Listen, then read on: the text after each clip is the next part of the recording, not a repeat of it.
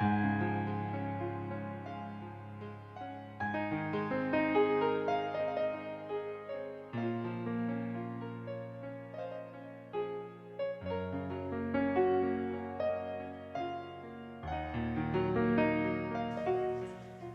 left Perth Airport about 8 a.m. on Saturday morning, arriving at Darwin about 1 p.m. Darwin time.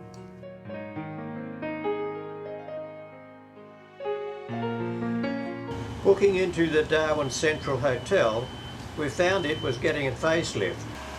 Painters were making use of a cherry picker to reach up to the external face of the building.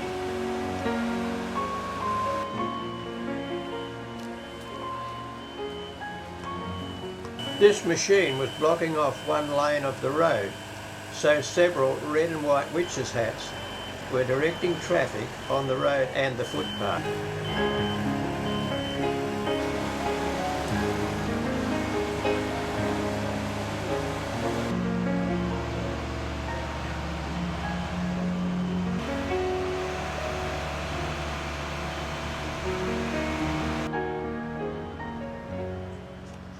The afternoon was rather hot and humid. After a Subway lunch, we wandered down Smith Street Mall, which was across the road from the hotel. There were very few folk about now, as most of the shops had closed for the day.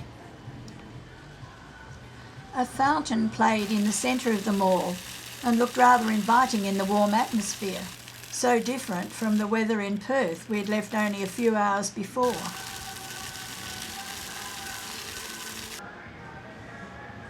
It was early in the afternoon and the Vic Hotel was advertising its wares on the pavement.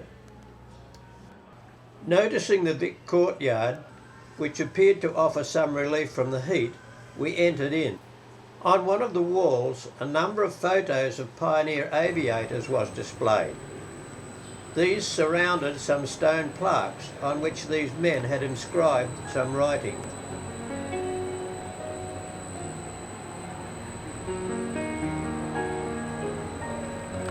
A large overhead fan helped to keep the breeze flowing in the courtyard, which was flooded with sunlight through the glazed roof.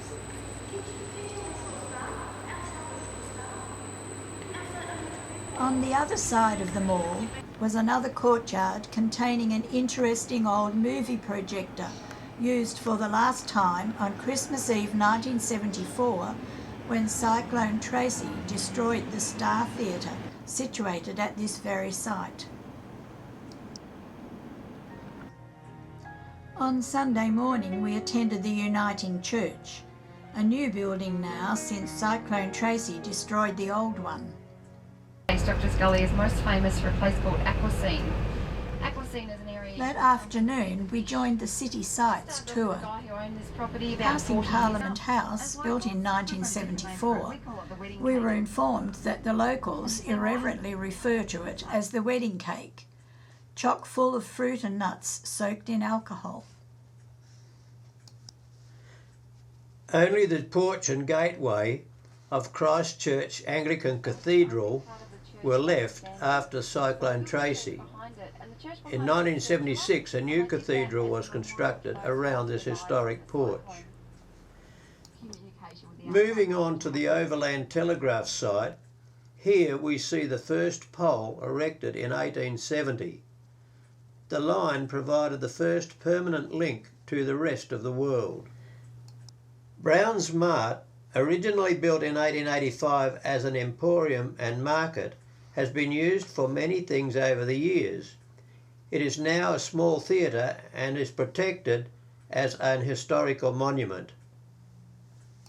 Opened in March 1883, the Old Town Hall served for years as a venue for a range of government and social functions.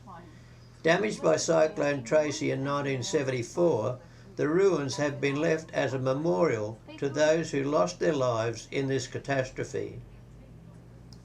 Yeah, well, I mean, most of the old buildings did have Darwin to meet with the Overland Telegraph line. Driving along the esplanade, we were reminded of the need to be wary of crocodiles which inhabit these waters.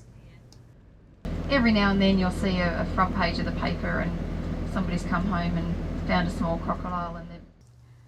This buoy was one of many supporting the boom defence net protecting Darwin Harbour from enemy shipping in 1940. From Fanny Bay we had a good view back to the city.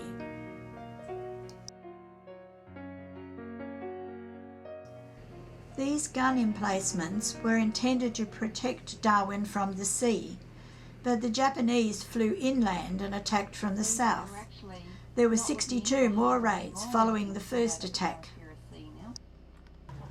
Our driver answers a question on fire hazard in the Northern Territory as we drive through an area of monsoon rainforest.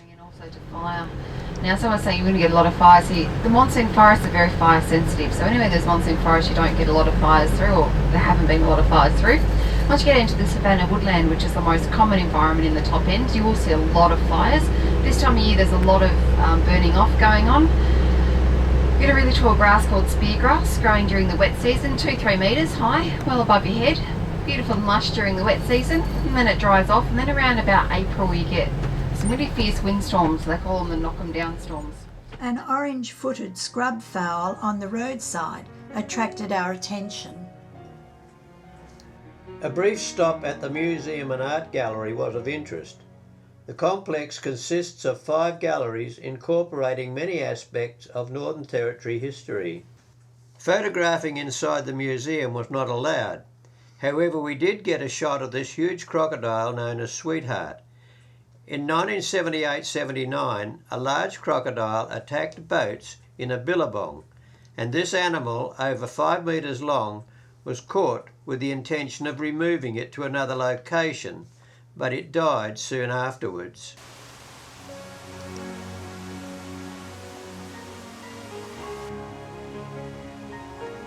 The Botanical Gardens houses this old Wesleyan church. A prefabricated building, it has been part of Darwin's history since 1897. The building survived the bombings of Darwin and the numerous cyclones. We spent about an hour in the gardens, which housed many tropical plants and trees.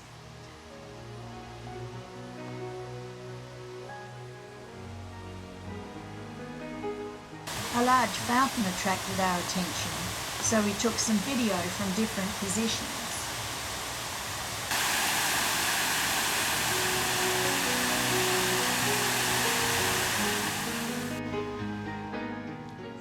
A tree that had fallen during Cyclone Tracy had regrown, so the authorities built a children's climbing frame around the horizontal trunk.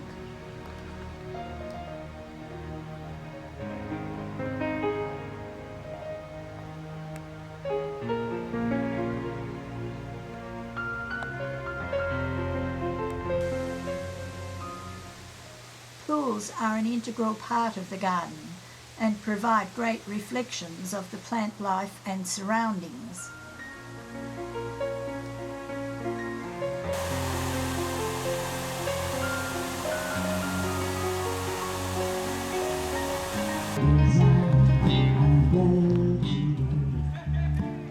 Our afternoon tour was coming to a close, so as we stopped at the Mindil markets, we decided to leave the tour and take in the atmosphere of this famous market and beach. The markets are open on Sundays and Thursdays and are popular with locals and visitors alike.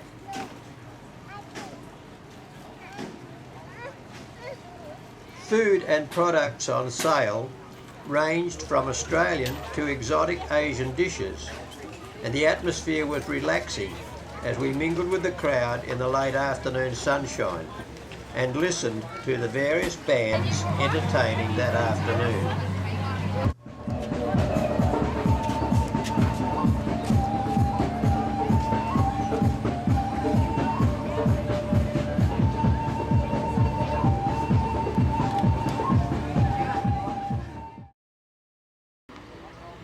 About half an hour before the sun was due to set, we moved across to the beach, not more than 100 metres to the west, to wait for sunset.